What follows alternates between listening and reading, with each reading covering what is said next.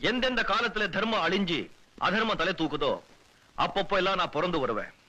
நல்லவங்களை காப்பாத்த, கெட்டவங்களை அழிக்க, தர்மத்தை நிலைநிறுத்த ஒவ்வொரு யுகத்திலையும் நான் புது அவதாரம் எடுப்பேன் அப்படின்னு சொல்லியிருக்காரு. அப்போ கெட்டவங்களை அழிக்கிறதுக்குவே கடவுள் மறுபடியும் அவதாரம் எடுத்து வருவார்னு நீங்க நம்புறீங்களா சார்? நம்பித்தான் ஆகணும். கடவுள் சில காரியங்களை தானே செய்யறார். சில காரியங்களை நம்மள மாதிரி மனுஷங்க மூலமா செய்ய வைக்கிறார்.